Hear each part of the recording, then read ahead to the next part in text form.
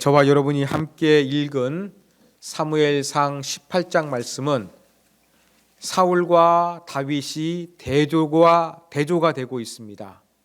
다윗은 시간이 지날수록 점점 사람들에게 사랑과 신임을 얻어가게 되고, 반면에 사울은 더욱더 다윗을 두려워하게 되는 그러한 내용이 대조적으로 기록되어 있습니다. 이러한 내용을 우리가 자세하게 살펴보도록 하겠습니다. 자, 17장에서는 여러분 아시다시피 다윗이 블레셋의 골리앗, 이 거대한 장수를 죽여 이겼습니다.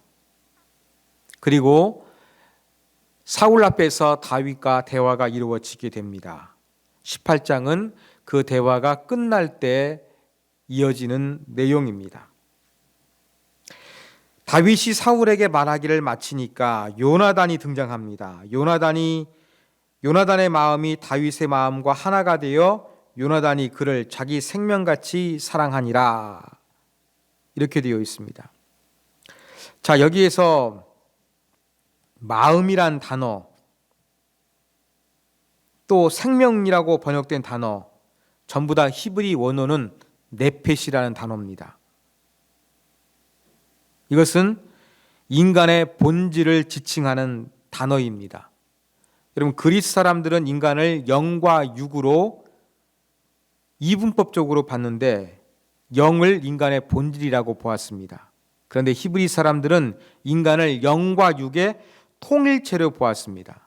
그래서 네페시는 바로 인간의 본질, 영어로 말하면 셀프에 가깝습니다. 그러니까 요나단의 그 본질적인 존재, 다윗의 본질적인 존재가 하나가 되고 사랑하게 되었다, 그렇게 이야기를 하는 것입니다. 자, 그러면 왜 요나단은 다윗을 자기 몸처럼 사랑하게 되었을까? 다윗의 용맹함에 요나단이 반했기 때문에 그랬겠습니까?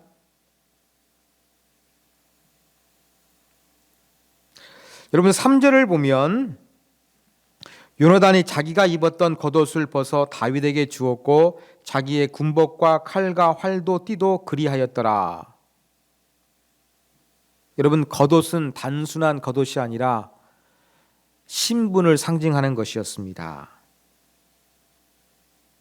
이것은 이 왕자의 신분을, 왕위 계승권의 신분을 다윗에게 넘겨준다는 그러한 의미가 있는 것입니다. 여러분, 요나단이 사무엘 선지자를 통해서 하나님께서 사울을 버렸다는 소식을 알았겠습니까? 몰랐겠습니까? 알고 있을 것입니다. 그러면 사무엘의 예언을 접하고 요나단의 마음 어떻겠습니까? 우리 아버지가 제대로 하나님의 뜻에 순종하지 못하니까 하나님께서 버리셨구나. 그 왕위가 길지 못하게 되면 나도 아버지의 뒤를 이어서 왕이 되지 못할 것이다. 이러한 생각이 들어갑니다. 하나님께 서운할 수도 있습니다. 또 그 사실을 인정하기 어려워할 수도 있습니다. 그러나 시간이 지나면서 요나단은 하나님께 신실한 사람이었습니다. 그렇기 때문에 자기의 생각들을 다 내려놓고 하나님의 뜻을 아마 받아들였을 것입니다. 그러면 내가 이스라엘의 왕위를 계승하지 못하고 하나님께서 우리 아버지를 대신해서 새로운 왕을 선택했다면 그 사람은 누구일까? 하나님이 새로 왕으로 세우고자 작정하신 사람은 누구일까? 여러분, 이러한 궁금증이 요나단에게 있었을 것입니다. 그런데 다윗이 블레셋의 거인 골리앗을 쳐 죽이는 것을 보고서 요나단은 하나님께서 우리 아버지를 대신해서 이스라엘의 왕으로 세울 사람은 이 사람일 거야 라는 확신이 들었을 것입니다. 그래서 이 요나단은 단순히 그냥 다윗을 사랑하고 그 용맹함에 반한 것이 아니라 아버지의 뒤를 이어서 이스라엘의 왕이 될 사람이라는 것을 인정하고 왕위 계승권을 넘겨주는 행위로서 겉옷과 자기가 가지고 있던 모든 것을 다윗에게 주었던 것입니다. 자, 그리고 이 부분을 해석할 때에 이 다윗과 요나단의 사랑을 동성애 쪽으로 해석하는 경향이 있습니다. 특히 요즘에 동성애가 상당히 좀 이렇게 점점점 커밍아웃 되어가지고 좀 아무렇지도 않은 것처럼 그렇게 사람들이 조금 이야기하고 있지 않습니까? 사회가 동성애를 용납하는 분위기가 되다 보니까 이러한 현실 속에서 이 성경을 해석하는 것도 이 다윗과 요나단의 관계를 자꾸 동성애 쪽으로 해석하는 사람들이 많아집니다. 여러분, 이것은 진실이 아닙니다. 여러분, 다윗 보십시오. 그에게는 여러 아들들이 있었습니다. 그러면 이 다윗은 동성애자가 아니에요. 그리고 요나단도 가정이 있지 않습니까? 그 요나단의 후손을 다윗이 지켜주지 않습니까? 다윗과 요나단이 각각 가정이 있는데 어떻게 이 두 사람을 동성애로 바라본단 말입니까? 그리고 여기서 사랑한다는 표현을 우리가 잘 해석해야 됩니다. 여러분, 고대 근동의 조약에서는 약소국의 왕이 강대국의 왕을 사랑할 의무가 있었습니다. 이 사랑한다는 표현을 충성이 포함된 거예요. 바로 다윗과 요나단의 사랑도 이러한 의미가 있는 것입니다. 여러분, 시간이 지나가다 보면 이제 다윗이 주가 되고 요나단이 종이 되는 거예요. 그래서 다윗이 잘 됐을 때 이 요나단의 가정을 돌봐주기를 부탁합니다. 이러한 그 고대 근동의 조약 관계 속에서 이 다윗과 요나단의 사랑을 얼마든지 해석할 수가 있습니다. 그러면 동성애적인 사랑이 아니라 하나님이 선택하신 이스라엘의 왕 다윗을 인정하고 그 다윗에게 요나단이 자기의 모든 것을 종속적으로 맡긴다는 그러한 의미로 우리가 이해하시면 되겠습니다. 절대 이 부분을 동성애 쪽으로 해석하는 것은 틀린 해석입니다. 자, 5절 보면은 다윗은 사울이 보내는 곳마다 가서 지혜롭게 행하며 사울이 그를 군대의 장으로 삼았다 이야기합니다. 여러분, 5절은 갑자기 조금 함축적인 여러 사건을 요약하는 그러한 내용이 기록되어 있습니다. 전쟁에서 골리앗 이기니까 사울은 다윗을 전쟁에 보냅니다. 그러면 가는 곳마다 지혜롭게 잘 맡겨진 그 임무를 수행합니다. 그러니까 사울이 그를 군대의 장으로 삼았다 그렇게 표현하고 있는데 원어의 의미는 핵심 부대를 책임지는 사람이 되었다는 이야기입니다. 권력의 핵심부에 사울의 신임을 얻어서 진입한 다윗의 모습입니다. 그렇게 사울왕의 신임을 얻어서 좋은 직책 얻는 거 사울의 다른 신하들도 인정, 백성들도 기뻐하고 좋아했던 것입니다. 자, 6절은 다시 이제 골리앗을 죽인 이후 이스라엘 백성들이 개선하는 장면을 묘사하고 있습니다. 무리가 돌아올 때에 곧 다윗이 블레셋 사람을 죽이고, 블레셋 사람이 누굽니까? 골리앗 아닙니까? 골리앗을 죽이고 돌아올 때에 이제 그 개선 장군을 맞이하는 그러한 환영식이 열리게 됩니다. 그래서 여자들이 나와가지고 춤추고 노래하며 환영 행사를 열게 되지요. 그러면서 노래하는 내용이 7절에 기록되어 있습니다. 여인들이 뛰놀며 노래하여 이르되 사울이 죽인 자는 천천히요 다윗은 만만이로다.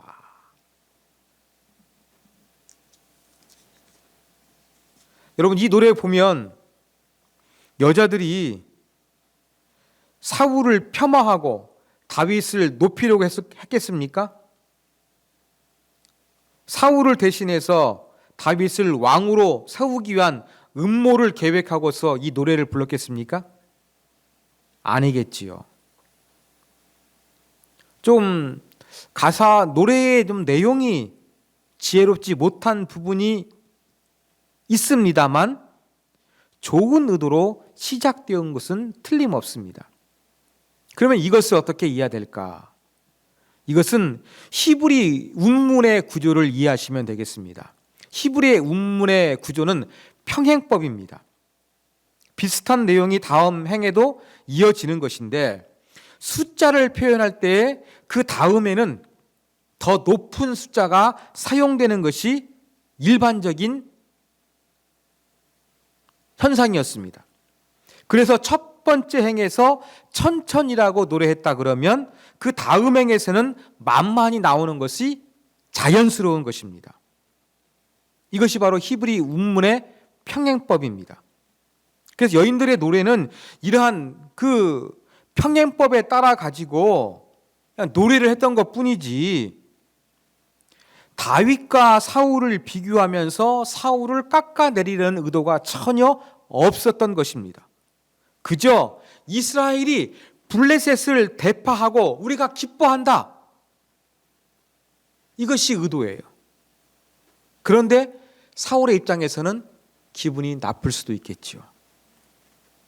아니, 자기가 최고 통치자인데 신하보다 더 죽인 자가 적다고 노래를 부르니까 기분이 언짢을 것은 분명한 사실입니다. 자, 그러면서 이제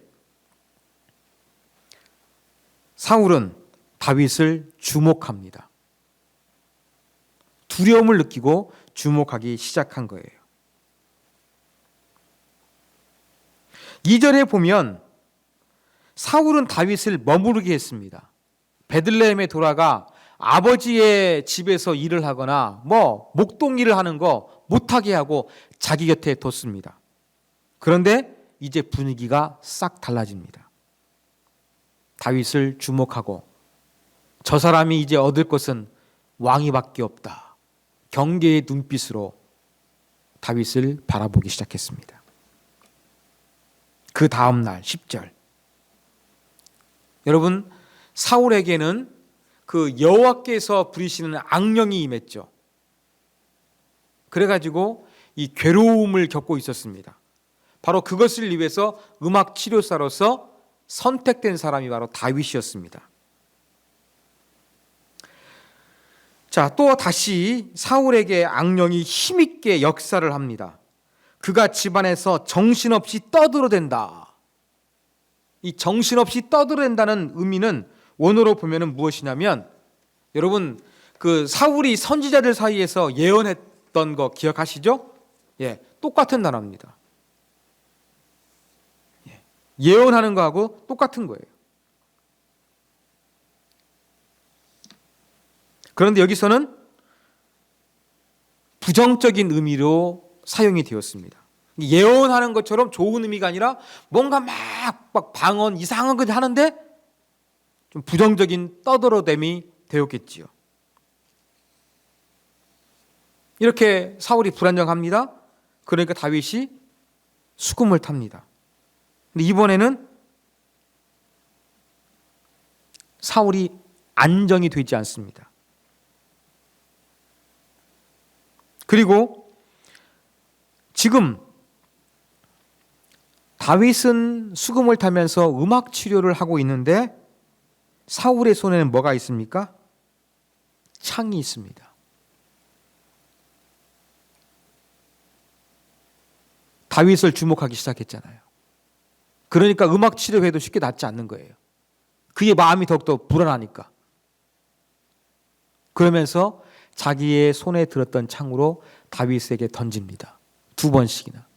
그러나 다윗은 2번 다 피하게 됩니다.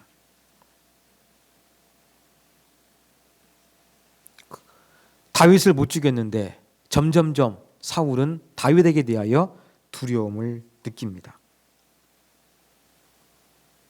죽이지도 못하고 두려움을 느끼니까 어떻게 합니까? 이제 자기 곁에서 다윗을 떠나보냅니다. 천부장으로 삼습니다. 자, 천부장으로 삼았다는 것은 바로 야정 군인으로 보냈다는 이야기시죠. 그래서 백성 앞에서 출입했다는 것은 군대를 이끌고 전쟁에 다닌다는 의미를 가지고 있습니다. 야전 사령관이 되어서 천부장이 되어서 전쟁을 수행하는 직책으로서 보직을 변경해버렸던 것입니다. 그런데 다윗이 전장터에서 갈 때마다 승리하고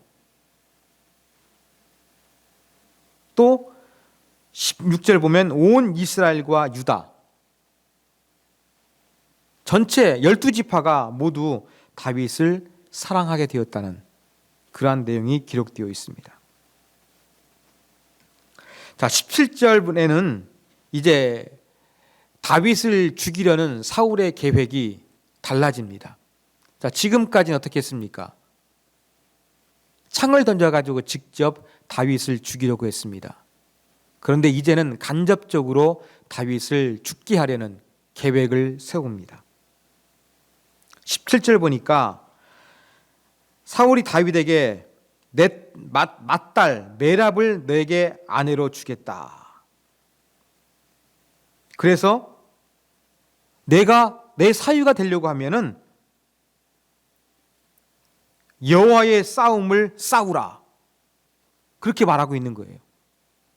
여러분, 이것은 모순입니다. 자, 골리앗이 40일 동안 이스라엘을 막 모욕하고 조롱할 때에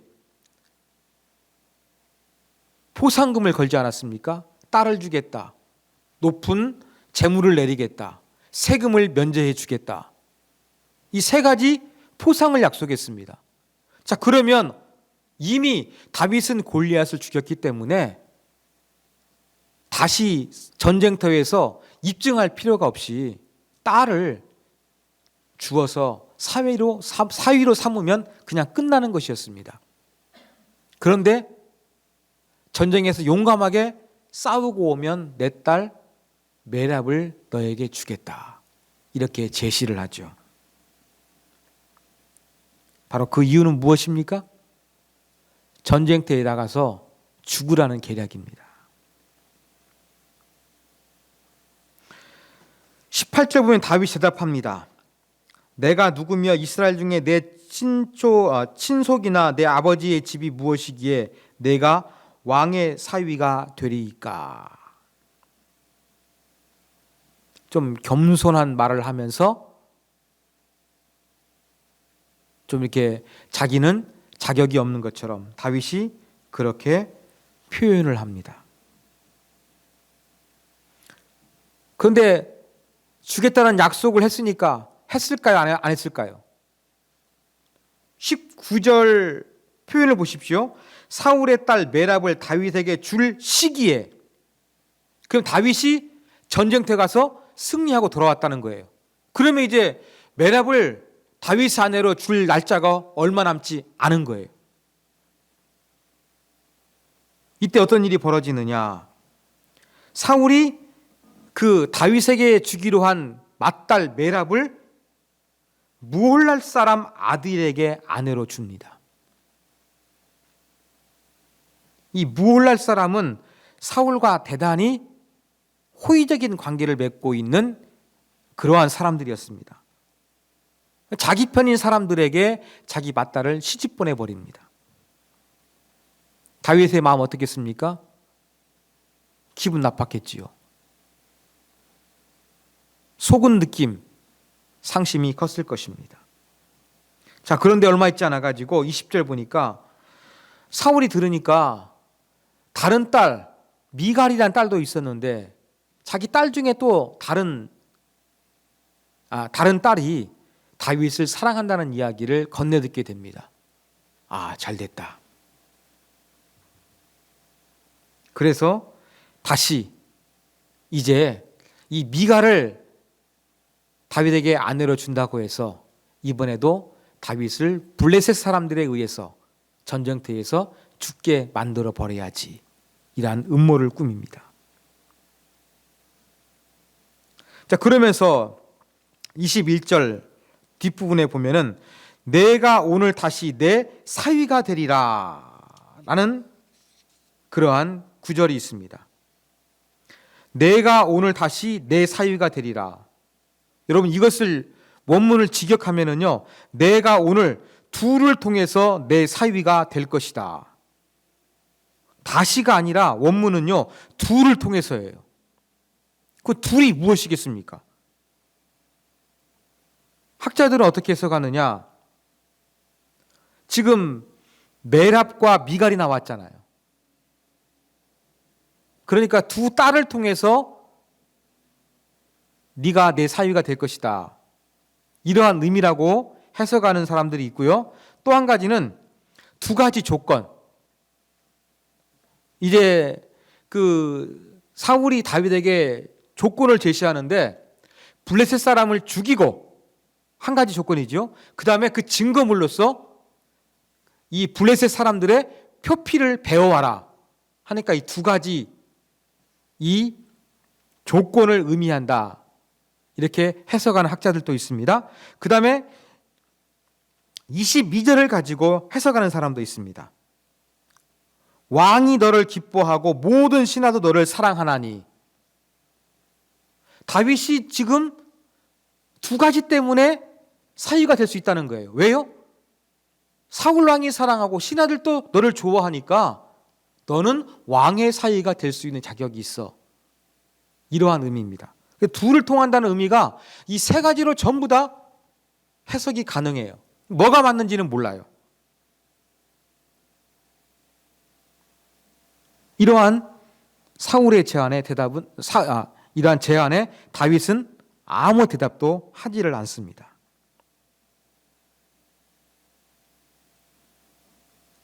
그러니까 22절 사울이 이제는 조금 우회 작전을 통해서 다윗을 설득합니다. 신하들에게 명령해서 너희는 다윗에게 비밀히 말하여 이르기를 보라 왕이 너를 기뻐하시고 모든 신하 너를 사랑하나니 왕의 사위가 되는 것이 가하다. 사울의 의도를 다윗에게 말하라는 것입니다. 다윗에게 비밀히 말하여. 여기에서 말하는 비밀히 말한다는 것은 그냥 그 신하들이 각자 개별적으로 아무도 모르게 찾아가서 말하라는 의미가 아니라 지금 딸을 주면서 사울의 진짜 의도는 무엇입니까? 전장터에서 다윗을 죽게 하는 것이 거의 죽게 하는 것이었잖아요. 그 의도를 모르게 말하라는 것입니다. 전쟁터에 가가지고 다윗이 우리아를 죽게 했던 것처럼 전쟁터 가가지고 싸우다가 훅 빠져버리는 거죠. 아니면 제일 험난한 전선에 보내가지고 장렬히 전사하도록 유도했던 것이 바로 사울의 계획이었거든요. 이런 것들은 신하들하고 공유가 되어야지 이루어지지 않겠습니까? 그러니까 사울이 자기의 숨은 계획을 숨기고 다윗에게 왕이 너를 사위 삼는 것을 기뻐한다. 받아들여라. 해야 된다. 왕의 사위 될 사람 너밖에 없다. 자꾸 이렇게 바람을 잡으라고 다윗이 이제 신하들에게 그렇게 시켰던 것입니다. 자, 신하들이 사울왕의 명령을 듣고서 그대로 행합니다. 다윗 어떻게 반응합니까? 다윗이 이르되 왕이 사위 되는 것을 너희는 작은 일로 보느냐? 나는 가난하고 천한 사람이라. 자, 첫 번째 겸손의 표현과 달라졌지요. 가난이 등장하고 있습니다. 왜 가난을 언급했을까요? 자, 골리앗 이기면 재물을 포상으로 내리겠다고 했습니까? 안 했습니까? 했겠지요. 다윗이 가난하대요. 그럼 뭘 의미합니까? 사울 왕은요, 지금 제대로 실천한 게 없는 거예요. 한참 지났는데 사위로 삼지도 않았고 이 제물로 포상도 내리지 않았던 것입니다. 그리고 고대 사회에서는 이 문화가 이 신부될 사람의 집에 조금 결혼 지참금을 주는 것이 관습이었습니다. 당시에는 은 50세겔이래요. 그런데 여러분, 고위 이 귀족이나 또 고위 관료나 왕의 사이가 될 때에는 이 결혼 지참금이 엄청나게 올라갑니다. 다윗이 감당할 수 있겠습니까? 이런 부분들을 다윗이 이제 말을 하는 것입니다. 당신들이 이렇게 말하니까 내가 하고 싶어도 나는 가진 것이 없고 천한 사람이기 때문에 왕의 사이가 될 수 없다 하고 하면서 거절한 것이지요. 이러한 다윗 태도를 다시 이제 사울에게 신하들이 전합니다. 그러니까 사울이 이제 또 어떻게 하라고 말을 가르쳐 주지요. 25절. 너희는 다윗에게 이같이 말하기를 왕이 아무것도 원하지 않고 다만 왕의 원수의 보복으로 블레셋 사람들의 포피 100개를 원하신다 하라. 결혼 지참금 전부 다 필요 없대요. 그러면서 왕의 원수의 보복으로 블레셋 사람들의 포피 100개 이걸 요구했습니다. 여러분, 이 원수를 갚아주는 것은 가족이 해야 되는 중요한 의무였어요. 그래서 이 블레셋의 원수를 갚아준다는 것은 가족으로 받아들인다는 그런 의미가 있습니다. 이러한 제안을 했기 때문에 다윗이 이제 승낙을 한 거예요. 자, 그런데 사울은 왜 포피 100개를 원했느냐 하는 것입니다. 여러분, 고대 사회에서 주로 뭔가 상대방의 그 중요한 사람들을 무찔렀을 때 뭘 들고 옵니까? 두피를 들고 옵니다. 머리를 가지고 옵니다. 머리를 베어 가지고 오잖아요.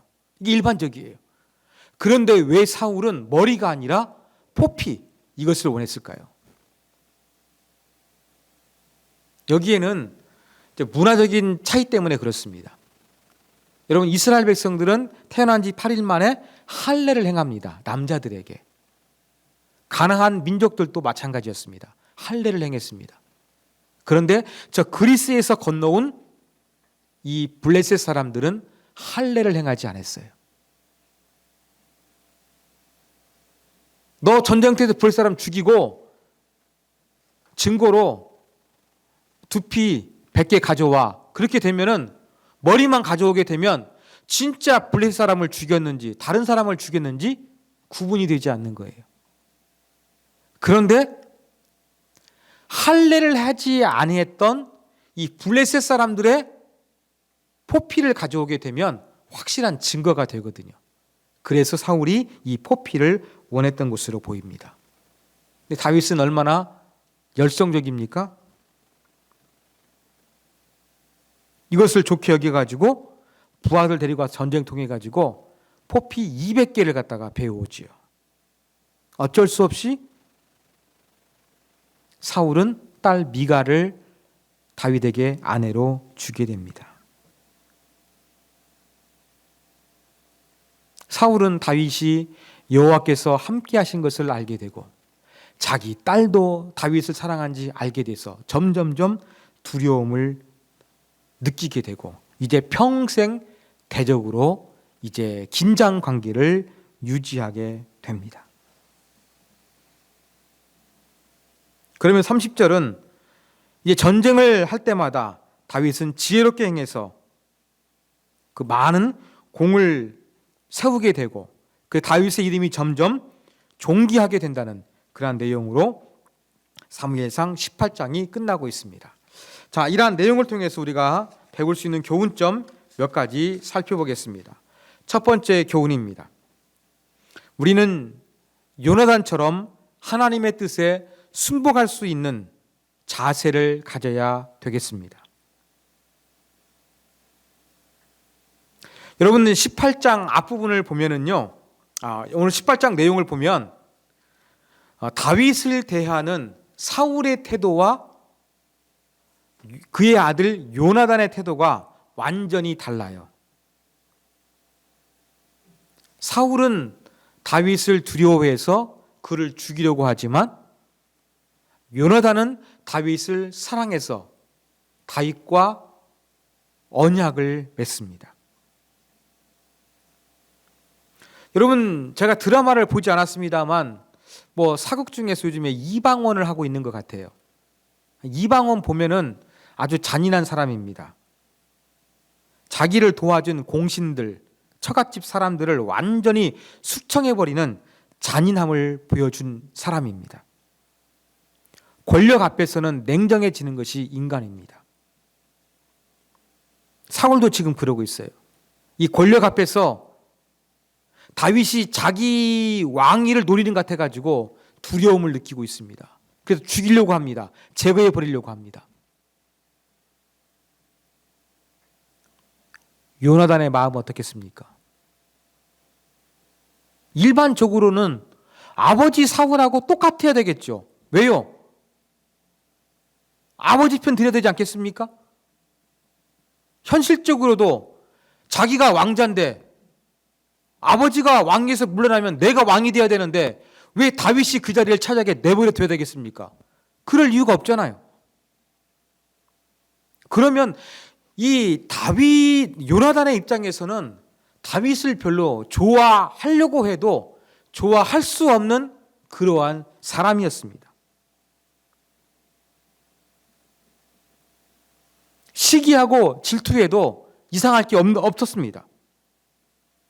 왜냐하면 다윗은 아버지의 원수요 집안의 원수가 될 수 있는 가능성이 농후했기 때문입니다. 그런데 요나단은 다윗을 사랑하는 놀라운 우정을 보여줍니다.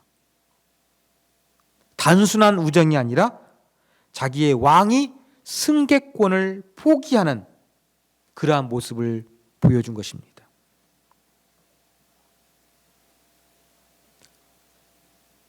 여러분, 왕위는 세습이 되기 때문에 그것을 스스로 포기한다는 것은 이거 엄청난 일입니다. 희생적인 결단을 요나단이 내린 거예요. 왜 그게 가능했겠습니까? 요나단은 믿음이 신실한 사람이었습니다.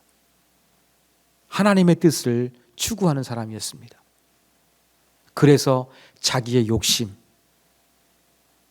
왕자의 자리, 눈에 보이는 왕의 권자의 자리, 이것에 욕심내기보다는 하나님의 뜻이 아니라고 한다 그러면 즐거이 적극적으로 순종하는 그러한 모습을 요나단이 보여주고 있는 것입니다.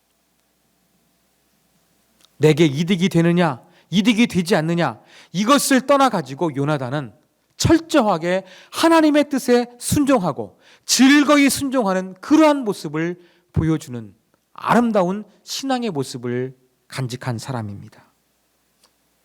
사랑하는 여러분, 저와 여러분에게도 정말로 하나님 앞에 이렇게 요나단처럼 순종할 수 있는 그러한 마음이 있습니까? 내 감정, 내 지위, 인간관계, 이해타산, 이런 모든 것들을 뛰어넘어서 하나님의 뜻 가운데 하나님의 뜻이라고 한다 그러면 무엇이든지 기쁨으로 아멘 하겠습니다. 이러한 태도가 과연 저와 여러분에게는 있는가? 바로 요나단은 이러한 부분에 강력한 도전을 우리에게 던져주고 있는 사람입니다. 두 번째 교훈입니다. 우리는 최우선적으로 하나님과 관계를 위해서 노력해야 한다는 교훈점을 넣습니다. 사울왕은 인기가 상승하는 다윗을 시기하고 두려워하여 그를 제거하려고 합니다. 그런데 아이러니하게도 사울이 다윗을 해하고 죽이려고 할 때마다 그 행동 하나가 결국 다윗이 왕으로 인정받고 성장해 나아가는데 도움을 주는 결과를 초래하고 말았습니다.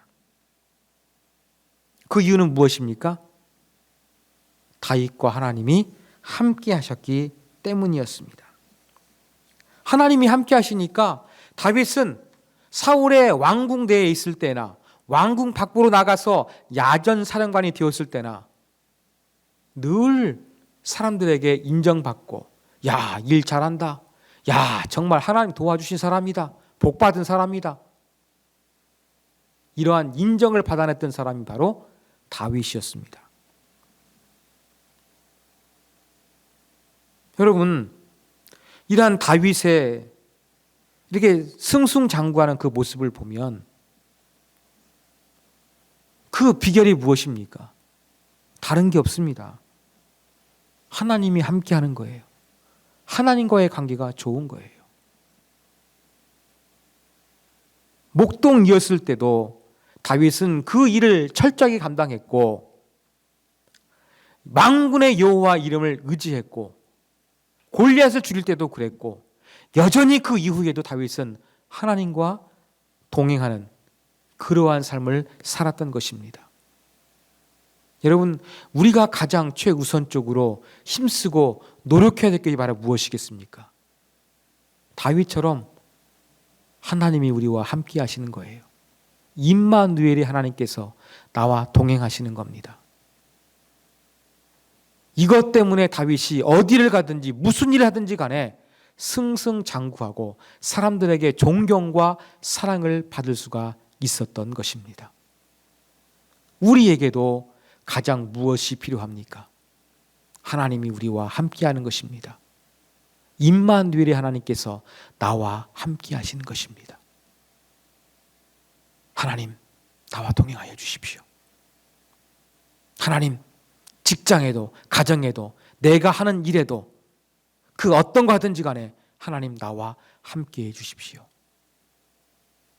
이 하나님의 임재, 하나님의 동행을 사모하는 우리들이 되어야 한다는 교훈점을 다윗을 통해서 얻게 됩니다. 마지막 세 번째 교훈입니다.